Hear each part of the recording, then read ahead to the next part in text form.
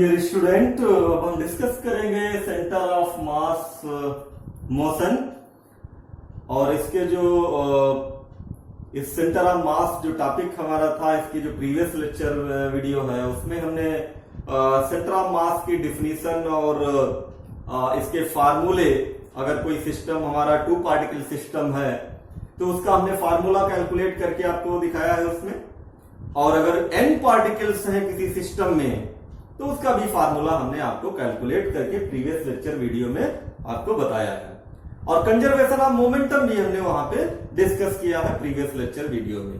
इसलिए जो आज की लेक्चर वीडियो है, जो हम जो टॉपिक लेके आज आए हैं सेंटर ऑफ मास मोशन, तो इसको देखने से पहले जो प्रीवियस लेक्चर वीडियो हमारी है इस टॉपिक की, उसको देख लीजिए, तब आपको ये टॉपिक की ये समझ में आएगी, क्योंकि हर एक लेक्चर वीडियो एक स्टेप बाय स्टेप पे चलती है। तो आज जो हम डिस्कस करेंगे centre of mass of motion, centre of mass of solid body और centre of mass of uniform rod. अब ये जो हमारा टॉपिक है centre of mass of motion, इसमें हम क्या करेंगे, कोई एक ऐसा सिस्टम लेंगे जिसमें नंबर ऑफ पार्टिकल्स n होंगे और हर एक पार्टिकल का जो मास होगा वो m1, m2, m3 and m1, यानी हर एक पार्टिकल का जो मास होगा वो डिफरेंट होगा। उनके पोजीशन वेक्टर्स क्या होंगे, r1, r2 एंड r3 लेंगे। यानी अगर हम एक सिस्टम को कंसीडर करें, यानी let us consider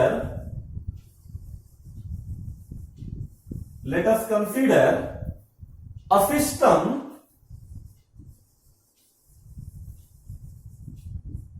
of n particles, small n particles,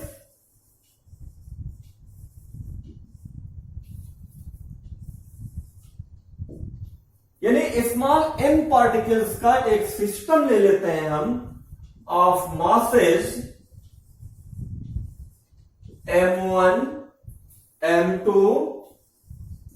and so on mn with position vector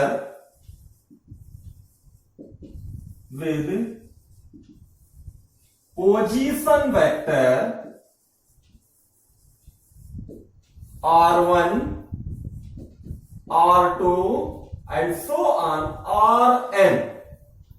यानी ऐसा कोई सिस्टम हम लेते हैं जिसमें नंबर ऑफ पार्टिकल्स n हो, जिनके मासेज है पार्टिकल क्या क्या हो, m1, m2 एंड mn, और उनके जो पोजीशन वेक्टर है वो क्या है, r1, r2, r3 and rn। अगर इस जो आपका जो सिस्टम है, इस सिस्टम को अगर हम एक्सटर्नल फोर्स से सब्जेक्ट करें, यानी subjected to external force F1, F2 and F3, यानी subjected to a force F1, F2 and Fn, then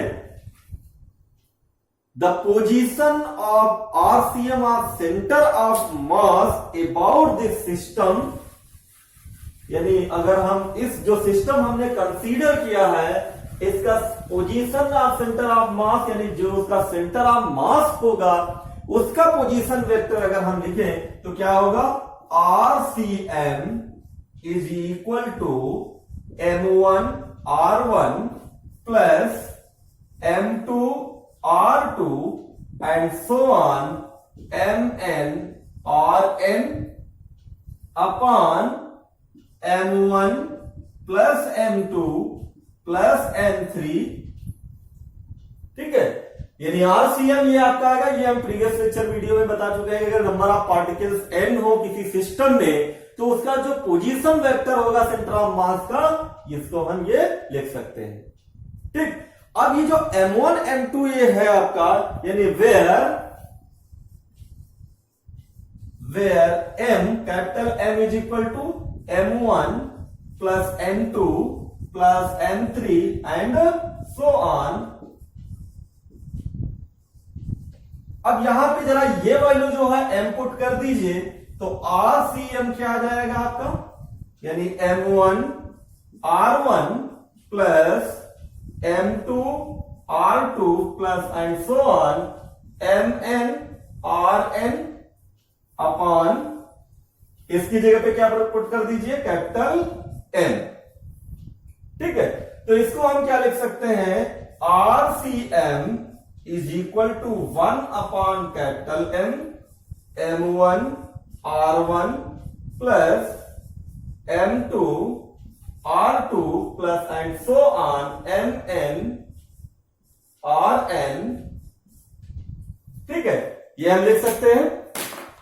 अब इसके बाद जरा देखिए, इसको अगर हम डिफरेंशिएट कर दें विद रिस्पेक्ट टू टी, यानी differentiating with respect to T, देखिए जरा डिफरेंशिएशन और इंटीग्रेशन, क्योंकि ये मैथमेटिक्स का पोर्शन है और मैथमेटिक्स के जो स्टूडेंट हैं वो अच्छी तरीके से जानते होंगे इसको, और बायो स्टूडेंट के लिए थोड़ा डिफरेंशिएशन टफ होता है, लेकिन इसकी हम अलग से एक लेक्चर वीडियो, इसके फार्मूले डिफरेंशिएशन के और इंटीग्रेशन के जितने भी फार्मूले हैं, किस तरीके से हम किसी वैल्यू को हम डिफरेंशिएट कैसे करते हैं, कैसे हम इंटीग्रेट करते हैं, उसकी हम लेक्चर वीडियो एक डाल देंगे, जिससे कि जो भी स्टूडेंट्स हमारे बायो स्टूडेंट हैं उनको भी डिफरेंशिएशन और इंटीग्रेशन में कोई प्रॉब्लम नहीं होगी।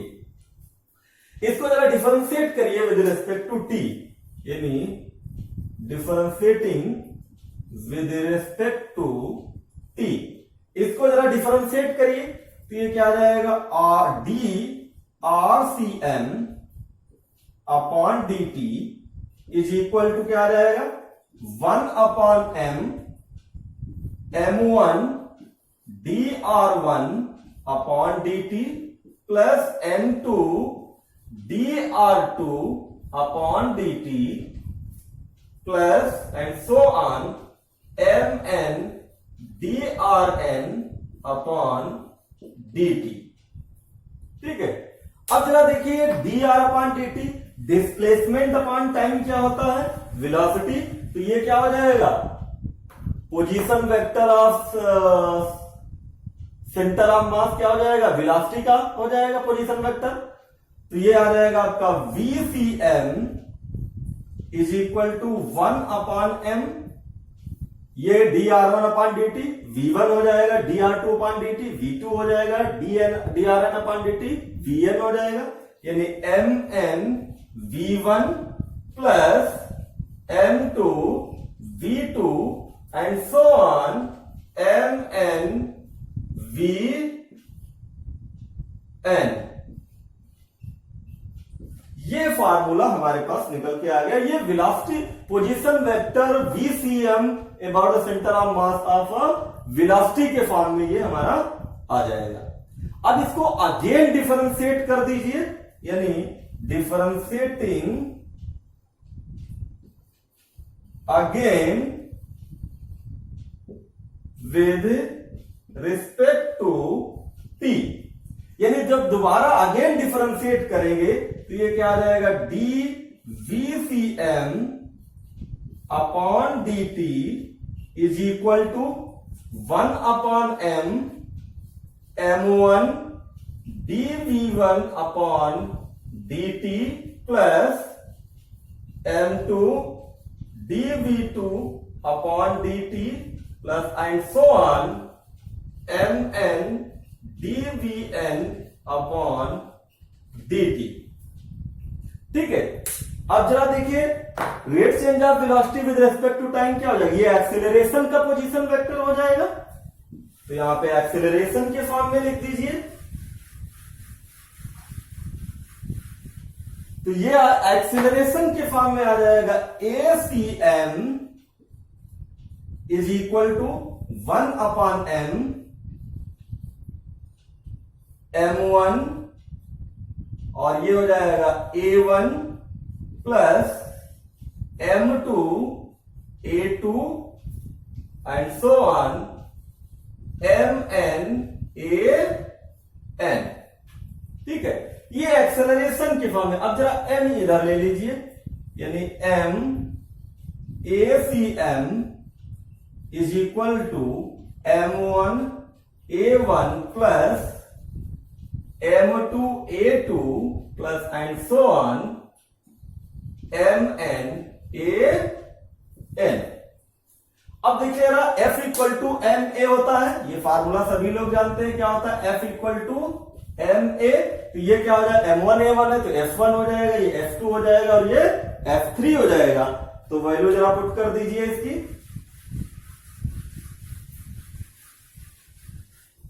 और वैल्यू जब पुट करेंगे तो आ जाएगा आपके पास M ACM is equal to क्या आ जाएगा, F1 plus F2 and so on Fn। और ये टोटल फोर्स हो जाएगा एक्सटर्नल, तो ये हो जाएगा MACM is equal to FXT, मतलब external force of all particles. इसका मतलब ये हुआ कि अगर इसको हम डिफाइन करें, the product of total mass of a system and acceleration is equal to its external force of all particles. ठीक, तो इस तरीके से हमने centre of mass of motion को डिफाइन किया। ये फार्मूला आपका Fxt इक्वल टू क्या आ जाएगा, MACM। ठीक, अब हम डिस्कस करते हैं जरा centre of mass of a rigid body. Centre of mass of a rigid body, ये भी अच्छा है, इस पे न्यूमेरिकल्स भी आ जाते हैं कभी कभार। जो है, जो नेक्स्ट टॉपिक है इस में जो है वो है सेंटर ऑफ मास, यानी centre of mass of rigid body. Rigid body, rigid body का मतलब यह हुआ कि ऐसी कोई बॉडी, सॉलिड बॉडी समझ लीजिए, ऐसी कोई बॉडी जिसपे अगर आप फोर्स अप्लाई करें उसके जो पार्टिकल्स हैं वो डिस्प्लेस ना हो, डिस्प्लेसमेंट उनके पार्टिकल्स में ना हो, तो ऐसी बॉडी को हम लोग रिजिड बॉडी कहते हैं। अब किसी एक एलिमेंट का इस जो है, अगर हम मास उसका क्या ले लें, dm ले लें, dm ले लें, तो अगर हम पोजीशन वेक्टर अगर यहां पे लिखेंगे तो xcm का जो फार्मूला होगा वो इक्वल टू हो जाएगा integration x dm upon integration dm। ये इसका फार्मूला होता है xcm, यानी सेंटर ऑफ मास का जो फार्मूला। अगर ycm हम लिखे यहां पे तो ycm का भी फार्मूला आप लिख सकते हैं, यानी ycm इक्वल टू लिखेंगे integration y dm upon integration dm। और zcm भी लिख सकते हैं, zcm यानी z एक्सिस पे अगर हो तो क्या हो जाएगा, integration z dm upon integration dm। तो ये आपका जो होगा centre of mass of a rigid body के जो है ये फार्मूले हो जाएंगे। अब जरा देखिए, ये जो हमारा है ये टोटल मास हो जाएगा, यानी इंटीग्रेशन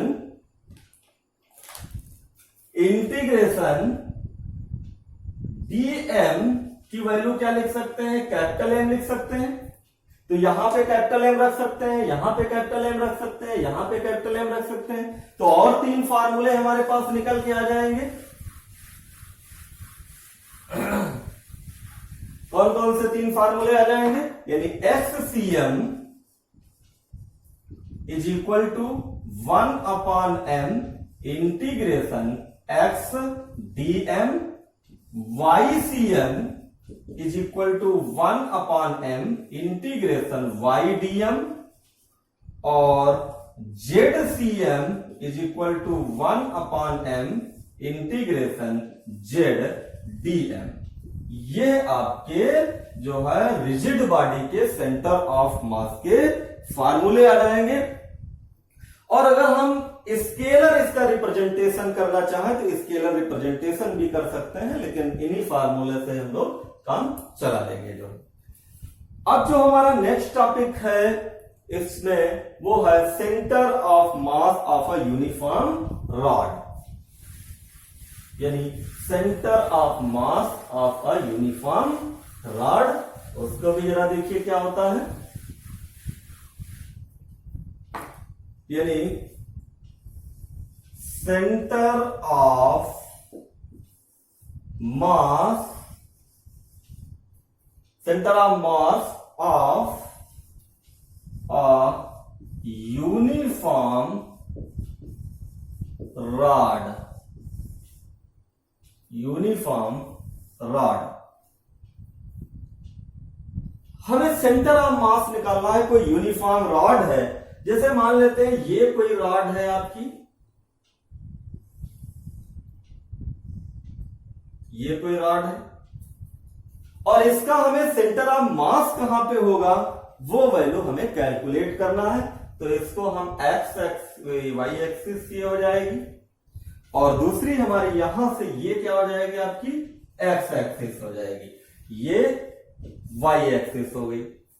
अब यहां से हम क्या करते हैं, इसकी लेंथ क्या ले लेते हैं, स्मॉल एल लेंथ ले लेते हैं, और इसका एक स्मॉल पार्ट ले लेते हैं जो एक्स डिस्टेंस पे, ये कोई dx जो है इसमें से पार्ट ले लेते हैं, dx कोई पार्ट ले लेते हैं, ये x ओरिजिन से यहां से x डिस्टेंस पे है ये, ठीक है, x डिस्टेंस पे है, यहां पे ये आपका ओरिजिन ले लेते हैं, ठीक।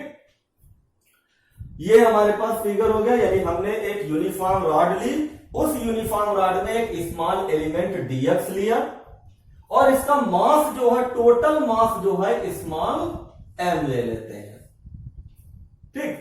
अब जरा mass per unit length of the rod क्या होगा, यानी mass per unit length of rod equal to क्या हो जाएगा, m/l, यानी पर यूनिट लेंथ का मतलब जितना टोटल मास है उसकी लेंथ से डिवाइड कर दीजिए, तो क्या निकल आएगा, mass per unit length of the rod आ जाएगा। अब हमें मास किसका चाहिए, ये जितना जिसने जो हमने एलिमेंट लिया है इसका मास चाहिए, यानी the mass of the element, the mass of the element dx, mass of the element of dx of the rod equal to क्या हो जाएगा, m/l into dx, यानी जो हमने एलिमेंट लिया था उसका मास कितना हो जाएगा, ये पर यूनिट लेंथ का है, तो dx लेंथ का हमें मास चाहिए, तो जो m/l into dx हो जाएगा। अब हमें क्या निकालना है कि the coordinate of centre of mass of rigid body आप निकाल लीजिए, यानी x coordinate of centre of mass of rigid body, क्योंकि ये रॉड है तो रिजिड तो है ही, रिजिड बॉडी, यानी XCM is equal to formula लिखिए जरा, XCM इज इक्वल टू क्या फॉर्मूला हमने बताया था अभी, XCM इज इक्वल टू, हमने रिजिड बॉडी का जो फॉर्मूला क्या बताया था अभी, ये था x dm upon integration dm, ये हमने आपको फार्मूला बताया था जब रिजिड बॉडी के फार्मूले हमने बताए थे, तो आपको ये हमने फार्मूला बताया था, ठीक है। अब जरा जो ये वैल्यू dm की वैल्यू क्या है हमारे पास, ये ml/dx, ये पुट कर दीजिए, और यहां से 0 से l तक इसकी लिमिट ले लीजिए, तो यहां पे पुट करेंगे तो ये आ जाएगा 0 to l, और ये वैल्यू हमारे पास आ जाएगी m/l dx, ठीक है। ये वैल्यू हमने यहां पे पुट कर दिएंगे, और हमारे पास डिनोमिनेटर में, ये भी डिनोमिनेटर में भी क्या आएगा, इंटीग्रेशन dm, ठीक, ये हमारे पास निकल के आ जाएगा। अब जरा देखिए, जब हम वैल्यू इसकी कैलकुलेट करेंगे तो वैल्यू क्या निकल के आएगी, जरा देखिए, वैल्यू आएगा हमारे पास XCM की जो वैल्यू हमारे पास निकल के आएगी वो आएगी m/l अपॉन 2m, और ये जो इसका जब इंटीग्रेशन करेंगे तो क्या आ जाएगा आपका x स्क्वायर 0 to l, ठीक है। और यहां पे देखिए जरा x भी रहेगा, ठीक है। इसका जब इंटीग्रेट करेंगे m/l तो बाहर ले लेंगे तो x dx आएगा। x ds को जब इंटीग्रेट करेंगे, जरा इसको हम फिर से समझा देते हैं, जरा इस पॉइंट को, जरा इस पॉइंट है, क्योंकि यहाँ पे बायो के स्टूडेंट्स जो हैं उनके लिए थोड़ी सी प्रॉब्लम हो सकती है। यानी xcm जो हमारा पॉइंट आया था वो ये आया था x dm अपॉन dm। अब ये जरा dm की वैल्यू हमारे पास कितना आया था, इस लेंथ इसकी क्या कितना आया था m/l इंटू dx, यानी dm की वैल्यू पुट करिए, और यहां से यहां तक का हमें 0 से l, इसकी लिमिट ले लीजिए 0 to l x m/l dx upon integration dm, ठीक, ये आया हमारे पास। अब जब ये आ गया, इसको और जरा मॉडिफाई कर लीजिए, तब देखिए क्या निकल के आता है, यानी xcm इक्वल टू क्या आ जाएगा, m/l बाहर ले लीजिए, m/l और 0 to l x dx upon, और ये आपका क्या हो जाएगा, total mass of the rod m, यहां पे m पुट कर दीजिए, ठीक। तो ये आ जाएगा, जब टोटल मास आपने रख दिया, अब इसको जरा l नीचे ले आइए, तो m अपॉन ml, और ये हो जाएगा 0 to l x dx। अब जरा इसको इंटीग्रेट करिए, तो ये हो जाएगा m अपॉन ml, और ये आ जाएगा x square by 2 0 to l, ठीक है। ये वैल्यू हमारे पास निकल के आ जाएगी, तो 2 इधर ले आइए, तो ये हो जाएगा m, देखिए ये m और m कैंसिल हो जाएगा, और ये आ जाएगा 1 अपॉन 2l, और ये 2 बाहर ले लिया हमने, और इसकी जगह पे पुट कर दीजिए l स्क्वायर माइनस 0, यानी first put upper limit and then put lower limit. तो यहां पे क्या आ जाएगा आपका, ये निकल के आ जाएगा xcm की वैल्यू जो निकल के आ जाएगी, xcm इज इक्वल टू आ जाएगा 1 upon 2l into l square, एक l कैंसिल हो जाएगा, तो xcm इज इक्वल टू आ जाएगा l/2, यानी जो सेंटर ऑफ मास जो होगा इस यूनिफॉर्म रॉड का होगा, इसकी लेंथ यानी यहां पे बीचों बीच में सेंटर ऑफ मास होगा, यानी होगा, ठीक। तो मेरे हिसाब से काफी अच्छा टॉपिक थे ये, और समझ में आ गया होगा। और अब हम इसके बाद जो है न्यूमेरिकल्स डिस्कस करेंगे, और जब न्यूमेरिकल आप सॉल्व कर लेंगे इस चैप्टर के, तो जो भी आपके अभी थोड़ा सा कंफ्यूजन होगा इस चैप्टर में, जो हमारा टॉपिक था सेंटर ऑफ मास, उस टॉपिक्स के भी जब न्यूमेरिकल सॉल्व कर लेंगे तो सारी चीजें आपकी क्लियर हो जाएंगी कि जब न्यूमेरिकल सॉल्व कर लें, इसलिए न्यूमेरिकल भी सॉल्व करना बहुत जरूरी है। तो अब हम क्या करेंगे, न्यूमेरिकल्स को सॉल्व करेंगे, एक एक करके न्यूमेरिकल्स, जितने भी टाइप्स के न्यूमेरिकल हैं उनको सॉल्व करेंगे, ठीक है। और डियर स्टूडेंट, अब हम न्यूमेरिकल्स डिस्कस करेंगे, और इस चैप्टर की थ्योरी हम पहले ही डिस्कस कर चुके हैं सेंटर ऑफ मास की, और अब इसके जो न्यूमेरिकल्स हैं उसको डिस्कस करेंगे, क्योंकि न्यूमेरिकल से भी बहुत सारी जो थ्योरी है उसके कॉन्सेप्ट क्लियर हो जाते हैं। कभी कभार ये होता है कि अगर आपके थ्योरी कॉन्सेप्ट क्लियर नहीं हुआ, कोई फार्मूले का कॉन्सेप्ट क्लियर नहीं हुआ, तो जब हम न्यूमेरिकल को सॉल्व करते हैं तो वो कॉन्सेप्ट क्लियर हो जाता है कि थ्योरी हमारी क्या थी। जैसे सेंटर ऑफ मास के बारे में हमने जो प्रीवियस लेक्चर वीडियो है उसमें हमने आपको बताया था कि जो हमारी जो सेंटर ऑफ मास है वो कैसे कैलकुलेट करते हैं। कोई बॉडी गिवन हो, कोई सॉलिड बॉडी हो, या कोई रॉड हो, या कोई टू पार्टिकल सिस्टम हो, या n पार्टिकल सिस्टम कोई बॉडी हो, तो उसका हम सेंटर ऑफ मास कैसे कैलकुलेट करेंगे, ये सारी चीजें हमने आपको डिस्कस किया है थ्योरी में। लेकिन हो सकता है बहुत सारे फार्मूले ऐसे हैं जो क्लियर, कॉन्सेप्ट क्लियर ना हो रहा हो उसमें, तो इसीलिए हम अब ये न्यूमेरिकल्स को सॉल्व करके आपको बताएंगे कि सेंटर ऑफ मास कैसे हम लोग कैलकुलेट करते हैं। तो फर्स्ट न्यूमेरिकल क्या है जरा देखिए, ये है two bodies of mass 0.5 kg and 1 kg are lying in the xy plane at points -1, 2 and 3, 4 respectively. Locate the center of mass of the system. यानी दो मास हैं, एक m1 और m2 है, और उनके जो पॉइंट्स दिए हुए हैं ये दिए हुए हैं। आपको क्या कैलकुलेट करना है? सेंटर ऑफ मास इस बॉडी का आपको कैलकुलेट करना है। सेकंड क्वेश्चन क्या है आपका? सेकंड क्वेश्चन है two bodies of masses 2 kg and 1 kg are situated at a distance of 3 metre. Locate the centre of mass of the system. यानी दो सिस्टम है आपके और वो किसी डिस्टेंस पे रखे हुए हैं,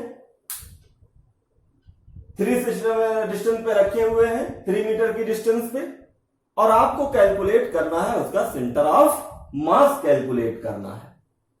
क्वेश्चन नंबर 3 देखिए, two masses 6 kg and 2 units are at position 6i - 7j and 2i + 5j - 8k respectively. Deduce the position of their centre of mass. यानी इसमें भी क्योंकि वेक्टर के फॉर्म में वैल्यू गिवन है तो आपको कैलकुलेट करना है पोजीशन वेक्टर, यानी सेंटर ऑफ मास इसका कैलकुलेट करना है।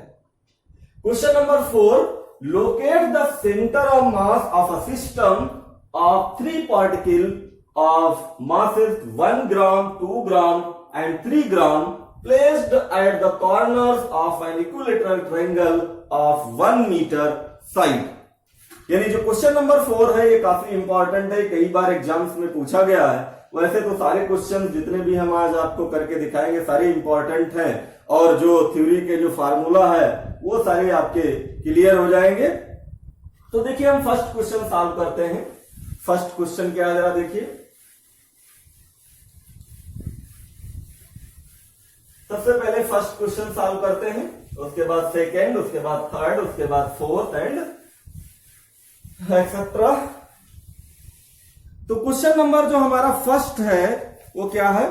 क्वेश्चन नंबर फर्स्ट जो हम सॉल्व करेंगे सबसे पहले, जो क्वेश्चन है हमारा वो क्या है? क्वेश्चन नंबर फर्स्ट,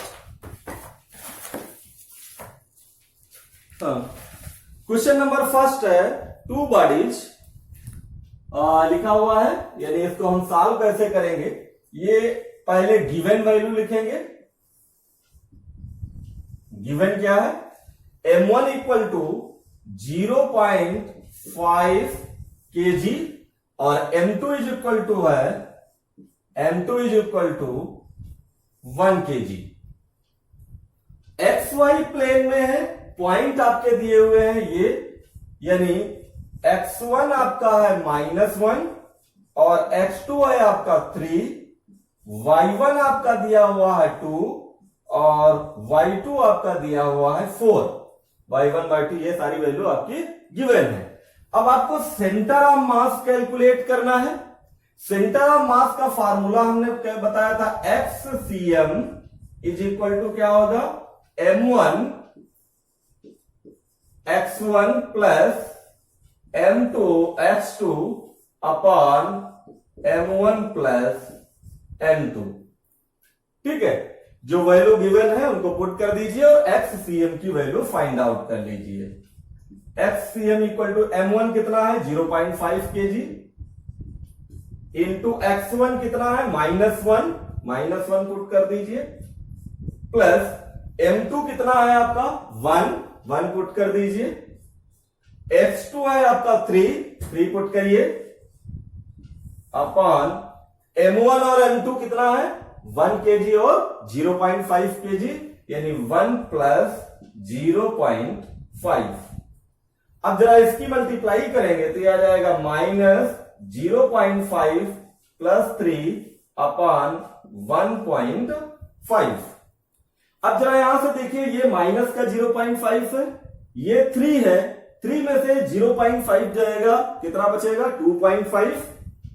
ये हो जाएगा 2.5 अपान 1.5, पॉइंट हटा दीजिए, 5 5 जा 25, 5 3 जा 15। तो XCM की जो वैल्यू आ गई, यानी सेंटर ऑफ मास की जो वैल्यू आ गई, वो कितनी आ गई 5/3। ये आपका आंसर आ जाएगा 5/3। तो इस तरीके से हमारे पास ये किसकी वैल्यू आ गई, XCM की वैल्यू आई। अब हम क्या कैलकुलेट करेंगे, YCM की वैल्यू कैलकुलेट करेंगे, यानी इसको हम लिख लेते हैं यहां पे साइड में। XCM की वैल्यू जब आ गई हमारे पास, XCM आ गया, अब YCM हम लोग कैलकुलेट कर लेंगे। XCM की वैल्यू क्या आई है, ये आई है 5/3। XCM की वैल्यू हमारे पास आ गई। YCM क्या निकालेंगे, YCM निकाल लीजिए, ये क्या हो जाएगा M1Y1 plus M2Y2 upon M1 plus M2।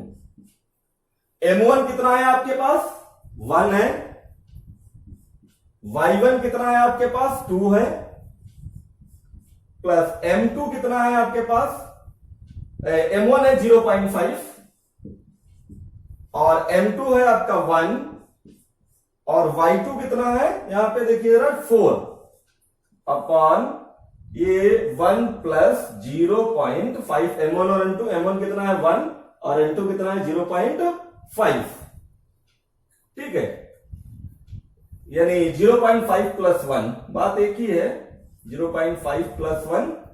अब यहां पे जरा देखिए, इसको जरा मल्टीप्लाई करिए तो ये हो जाएगा 1.0 प्लस 4 अपॉन 1.5, ठीक है। ये कितना आ जाएगा आपका 5 अपॉन 1.5, पॉइंट यहां से हटा दीजिए, 5 10 जा 5 3 जा, तो ये आ गया 10/3। तो जो सेंटर ऑफ मास के जो कोऑर्डिनेट आए वो क्या आ जाएंगे, ये the coordinates of centre of मास यहां पे लिख देते हैं इस साइड में।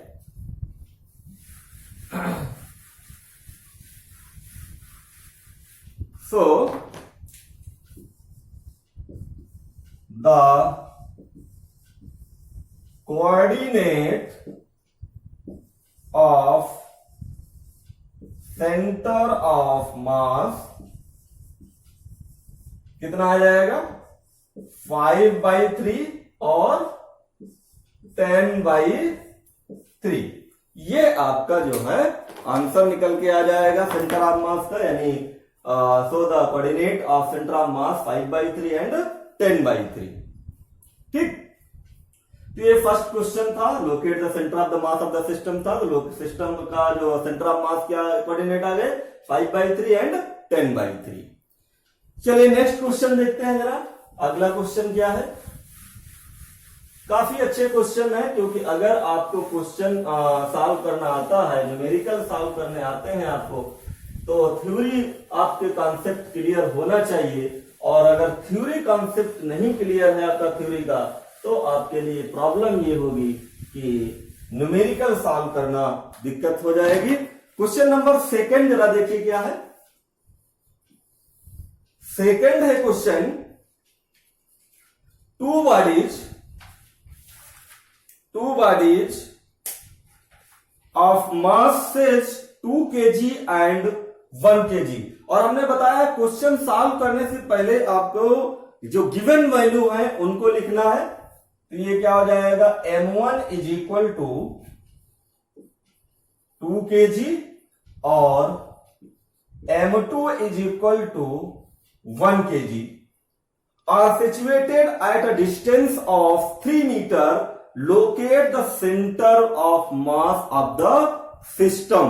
यानी 3 मीटर की डिस्टेंस पे रखे हुए हैं ये मान लेते हैं M1 है, ये M2 है और ये आपकी जो है वो 3 मीटर है। तो यहां पे अगर आप x1 की वैल्यू, ये तो ओरिजिन होगा, इसके रिस्पेक्ट में अगर सेंटर ऑफ मास निकाले तो x1 इक्वल टू क्या आ जाएगा 0 और x2 क्या आ जाएगा आपका 3 मीटर, ये आपके पास आ जाएगा। अब हमें सेंटर ऑफ मास निकालना है, ठीक है। तो सेंटर ऑफ मास का फार्मूला अप्लाई कर दीजिए और वैल्यू कैलकुलेट कर लीजिए। सेंटर ऑफ मास का फार्मूला क्या होता है, FCM is equal to M1x1 plus M2x2 upon M1 plus M2, ठीक है। वैल्यू जरा पुट करिए तो FCM M1 कितना है 2, x1 कितना है 0 प्लस M2 कितना है 1 और x2 कितना है 3 और 2 प्लस 1। अब यहां से क्या हो जाएगा, ये तो 0 वैल्यू हो जाएगी, तो 3/3, ये 3 हो गया, ये 3 कैंसिल, यानी 1 आपका इसका जो है सेंटर ऑफ मास आ जाएगा, यानी 1 मीटर इसकी वैल्यू आ जाएगी, 1 मीटर, ठीक है। यानी FCM की जो वैल्यू आएगी वो 1 मीटर आएगी, ठीक है। तो इस तरीके से क्वेश्चन नंबर 2 हो गया। थर्ड क्वेश्चन देख लेते हैं जरा।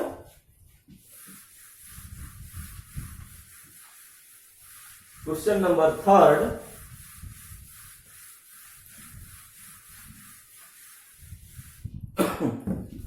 क्वेश्चन नंबर 3 जरा क्या है, 2 masses 6 and 2 unit are of position, देखिए जरा गिवन वैल्यू लिख लेते हैं। M1 इक्वल टू 6 यूनिट दिया गया है, इसका कोई केजी या ग्राम वगैरह नहीं दिया गया है, और M2 is equal to given है 2 यूनिट,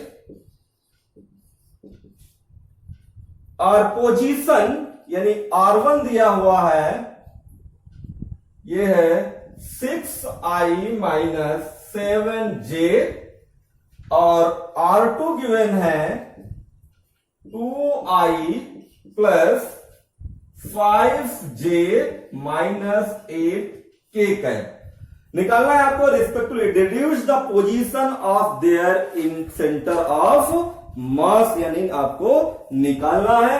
तो हम क्या करेंगे, गिवन वैल्यू तो हमने लिख ही लिया है, हमें क्या निकालना है, position of centre of mass निकालना है। तो ध्यान दीजिएगा कि ये वेक्टर के फॉर्म में है, और वेक्टर के फॉर्म में भी हम इसको सेंटर ऑफ मास कैलकुलेट कर सकते हैं। आई कैप, जे कैप, के कैप आप जानते हैं कि ऑर्थोगोनल वेक्टर्स होते हैं, और यहां पे हम जब RCM वैल्यू कैलकुलेट करेंगे तो फिर वैसा ही फार्मूला हमारे पास निकल के आएगा। RCM इक्वल टू क्या लिखेंगे, M1 R1, क्योंकि वेक्टर है तो यहां पे वेक्टर साइन लगा लीजिए, plus M2 R2 upon M1 plus M2, और जो वैल्यू गिवन है उन वैल्यू को पुट कर दीजिए। तो ये आ जाएगा, M1 कितना गिवन है 6, और R1 कितना है 6i cap minus 7j, plus M2 कितना है आपके पास 2, और R2 कितना है आपके पास 2i plus 5j minus 8k upon M1 और M2 क्या है आपके पास 6 प्लस 2, ठीक है। ये वैल्यू हमारे पास है। अब यहां से देखिए जरा, इसको जरा सॉल्व कर लीजिए। जब सॉल्व करेंगे तो ये हो जाएगा RCM इज इक्वल टू, ये कितना हो जाएगा 36 आई कैप माइनस ये कितना हो जाएगा 42 जे कैप, प्लस इसको जरा मल्टीप्लाई करिए 4 आई कैप, ये हो जाएगा 10 जे कैप माइनस 16k अपॉन 8। अब जरा इसको सॉल्व कर लीजिए, ये कितना हो जाएगा 40 40i और इसके हो जाएगा 32j माइनस 16k अपॉन 8। अब जरा 8 से जरा इसको डिवाइड कर देंगे कॉमन लेकर के, तो आरसीएम जो वैल्यू आ जाएगी आपकी वो आ जाएगी कितनी, 5i cap minus 4j cap minus 2k cap. ये आपका centre of mass question number 3 का आंसर आपका आ जाएगा। ठीक है, मेरे हिसाब से बड़ा अच्छा क्वेश्चन था, क्योंकि वेक्टर के फॉर्म में था तो बहुत आसानी से समझ में आ सकता है, क्योंकि ये जो फार्मूला है, फार्मूले में गिवन वैल्यू जो है उनको पुट करेंगे। अब जरा क्वेश्चन नंबर 4 जरा हम लोग सॉल्व करते हैं। क्वेश्चन नंबर 4,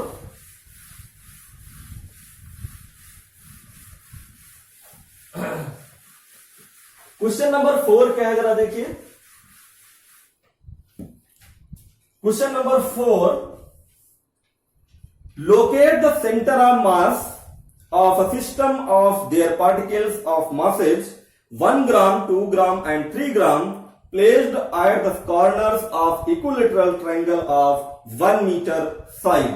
यानी M1 given है 1 gram, M2 given है 2 gram और M3 given है 3 gram placed at a corner of equilateral triangle। equilateral triangle का मतलब ये हुआ कि मान all sides are equal जिसकी होगी वो equilateral triangle होगा। तो यहां पे मान लेते हैं इसको ओरिजिन है, ये आप जरा एक्स वाई प्लेन ले लीजिए, ये एक्स प्लेन ले लीजिए और ये वाई ले लीजिए, और ये इक्विलेटरल ट्रायंगल है यानी ए बी और सी। यहां पे ए पे जो पॉइंट है आपका कितना है, 1 ग्राम ले लेते हैं M1, ये M1 हो जाएगा। ये सी पे यहां पे बी ले लीजिए और यहां पे सी ले लीजिए। M2 आपका कितना है, ये 2 ग्राम और M3 यहां पे है आपका 3 ग्राम है, और सभी साइड से इसकी क्या है 1 मीटर, 1 मीटर और 1 मीटर। अब आपको सेंटर ऑफ मास कैलकुलेट करना है, तो सेंटर ऑफ मास कैलकुलेट करने के लिए इनके पोजीशन वेक्टर हमें चाहिए होगा। ठीक है, ये टोटल 1 मीटर है तो ये कितना हो जाएगा, 0.5 हो जाएगा। ये 0.5 होगा तो यहां से ये जब डिस्टेंस हम लोग निकालेंगे, पाइथागोरस थ्योरम यहां से लगा दीजिए तो ये हमको निकल के आ जाएगी, और ये आ जाएगी कितनी, ये √3/2 ये वैल्यू हमारे पास निकल के आ जाएगी। ठीक, अब हमें निकालना है एक्ससीएम और वाईसीएम की वैल्यू फाइंड आउट करना है। तो पहले हम एक्ससीएम निकाल लेते हैं, उसके बाद वाईसीएम निकाल लेते हैं। तो फार्मूला क्या हो जाएगा एक्ससीएम का, यानी XCM is equal to x1 M1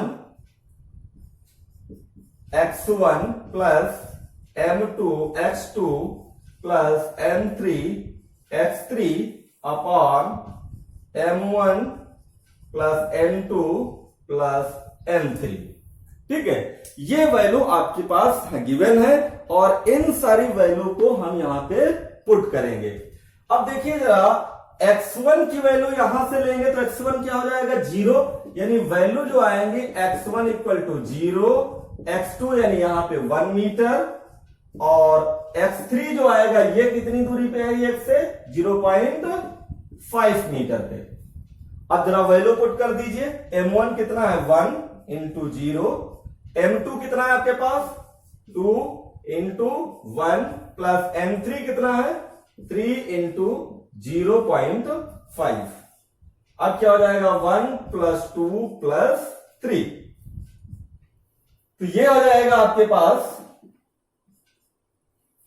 ये तो 0 हो गया, ये 2 हो गया, ये 1.5 यानी 2 प्लस 1.5 अपॉन 6 यानी ये हो जाएगा 3.5 अपॉन 6, यानी 2 प्लस 1.5 कितना हो जाएगा 3.5 अपॉन 6।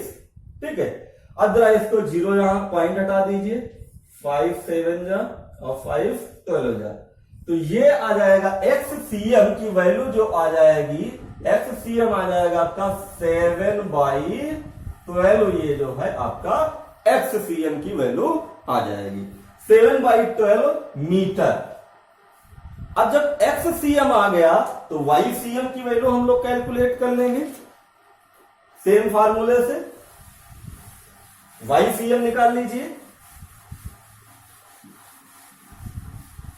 देखिए YCM क्या होगी, जरा YCM का जरा फार्मूला वही लिख लेते हैं, M1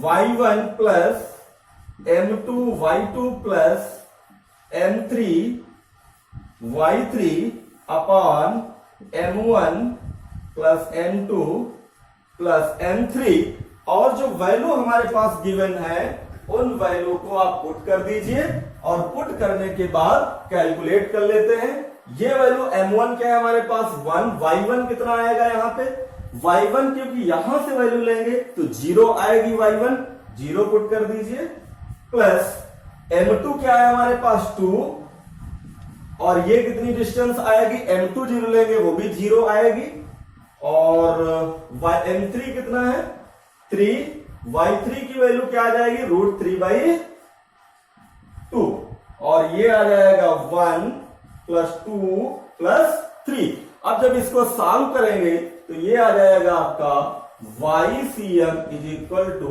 √3/4। तो कोऑर्डिनेट जो आ जाएंगे सेंटर ऑफ मास के, सेंटर ऑफ मास के कोऑर्डिनेट क्या आ जाएंगे, यानी द कोऑर्डिनेट